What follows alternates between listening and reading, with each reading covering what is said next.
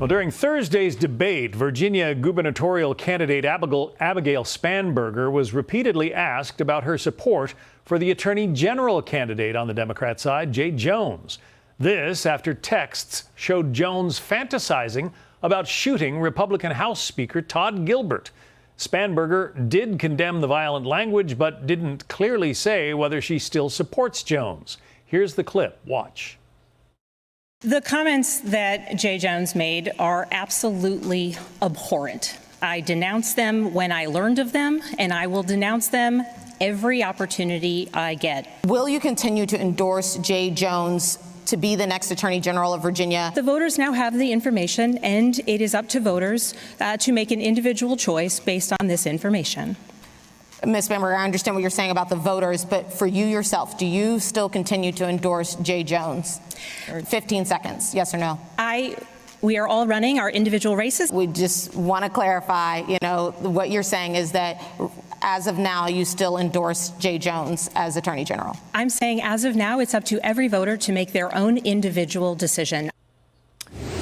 Now let's bring in former Virginia Congressman David Brat. Leadership, it seems to me, is about making tough calls when the situation demands it.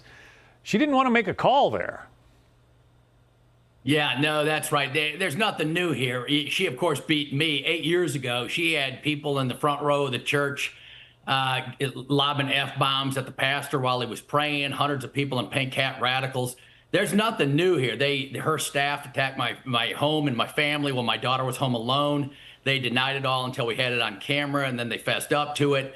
And so it's a long story. The question is, when she says things are repulsive, does the sound bites, whatever, what ethics does she share, right? What is her moral backbone? Like you just said, leadership matters. It's not good enough. This is going to be the chief law enforcement of Virginia, who's saying 2 bullets for you, the speaker, and then 1 for your wife and 1 for your kids. And it was repeated, and it was a back and forth exchange. So it was not a comedy moment. Every politician gets a little break, right, for a comedy moment. But the problem is, this is the permanent revolution. The folks know what's going on here, right? She's not only not spoken on this, she hasn't spoken on the border invasion, 20 million illegal immigrants. She said she's going to put reverse Youngkin's thing so that local and state law enforcement can't work with ICE. ICE is Article 2 under the President of the United States. You don't get to do that. She said nothing about $37 trillion in debt. She says nothing about China. This is as a congresswoman, right? And she says nothing about the forever wars. She was in the CIA. There's a CIA agent out there, Sam Faddis, put out a report about her CIA. I wish I would have known about her CIA background. No one knew anything. I didn't want to question, service to the country, but I wish I would have. There's a lot of stuff we don't know about Abigail Spanberger running for governor. All political views are my own, but this is just the left, right? They're at war with us in Chicago. They're at war with us in Oregon. It's a permanent revolution. What do they stand for? What does she want to build up?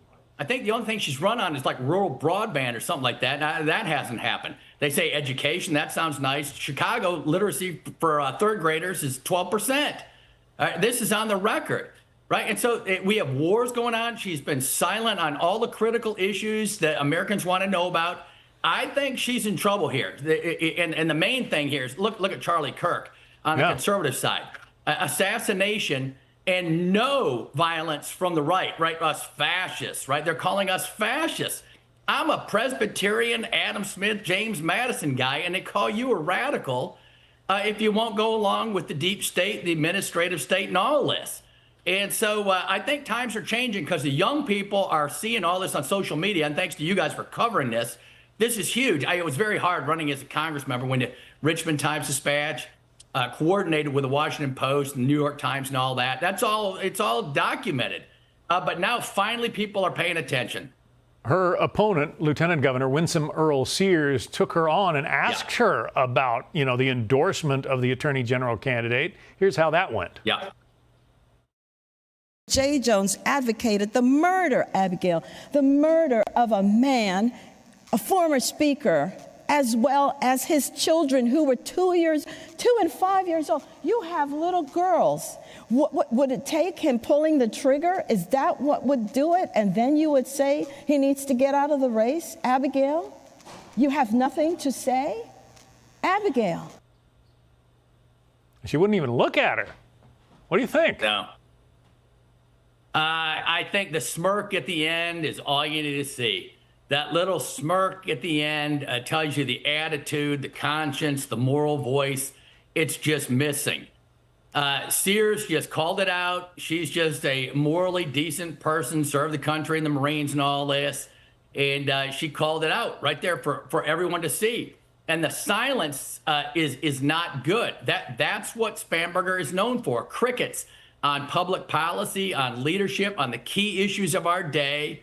And I said, as I said, this goes way back 8 years, but it's finally getting the attention it deserves. And I haven't even brought up the left. The lieutenant governor is every bit more radical than Spanberger. So they got the AG, the lieutenant governor, the governor. The governor, ran against me and announced her thing in the Atlantic, right? The Atlanticist, probably affiliated with other left-wing stuff. She announced her candidacy with Tim Kaine, Washington Post, New York Times. Yeah. And so the American people are figuring it out. Thanks for covering all this. I would just say the Washington Post even requested responses from 100 Democrats running for the state assembly there in Virginia. Some flatly declined to speak. They say one of the 100 said Jones should end his campaign. A handful openly defended him. Dave Brat, we have to leave it there. Thank you, Dave. Hey, thanks for covering the story. Great job. Hey, Sean Hannity here. Hey, click here to subscribe to Fox News YouTube page and catch our hottest interviews and most compelling analysis. You will not get it anywhere else.